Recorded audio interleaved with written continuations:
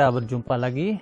Tajuk sorotan pelajaran sekolah sahabat kita pada hari ini, Kamis 30 April, ialah Sola Scriptura dan Ellen G. White.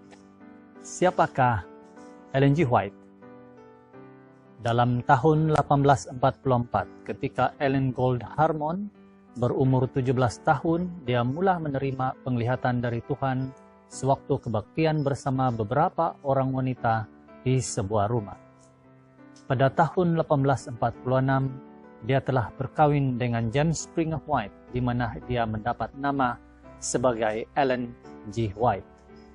Setelah menerima terang hari Sabat yang dikongsikan oleh Joseph Bates dan mengesahkannya dalam kitab suci, mereka mula memelihara hari ke-7 sebagai hari perhentian. Ellen Gold Harmon, James Springer White, dan Joseph Bates adalah pelopor gereja Seventh-day Adventist yang telah ditubuhkan pada tahun 1863. Dalam keadaan yang miskin, keluarga White telah menjadi pelayan Tuhan. 1851 adalah tahun di mana buku tulisan Ellen G. White yang pertama diterbitkan, yaitu bertajuk A Sketch of the Christian Experience and View of Ellen G. White. Dokumen ini adalah sebahagian daripada kandungan buku yang bertajuk Early Writing ataupun tulisan pertama.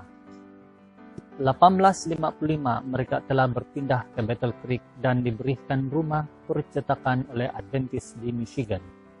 Sejak dari itu, dia telah menulis sebanyak 5.000 artikel berkala, 40 buah buku, 50.000 halaman manuskrip yang dikompilasikan dalam 100 judul.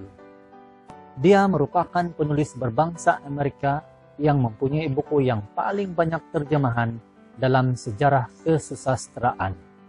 Tulisan-tulisannya adalah mengenai agama, pendidikan, hubungan sosial, pemindilan, nubuatan, penerbitan, pemakanan, dan juga pengurusan. Ellen G. White telah meninggal dunia pada 16 Julai 1915, sewaktu dia berumur 87 tahun.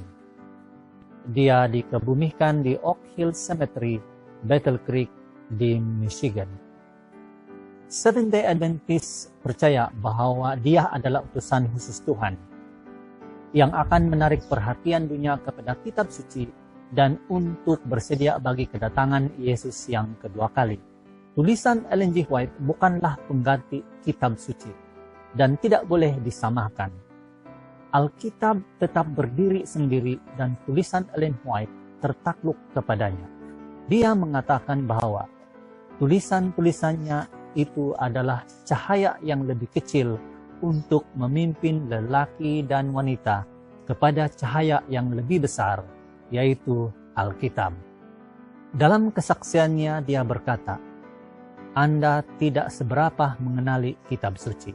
Sekiranya Anda telah menjadikan firman Tuhan sebagai bahan kajian Anda, dengan keinginan untuk mencapai standar Alkitab dan mencapai kesempurnaan Kristen, maka Anda tidak akan memerlukan testimoni itu. Tetapi oleh karena Anda telah abaikan mempelajari buku yang diilhamkan Tuhan, maka Dia telah berusaha untuk menjangkau Anda dengan kesaksian yang sederhana." Testimonies for the Church, Volume 2, halaman 605.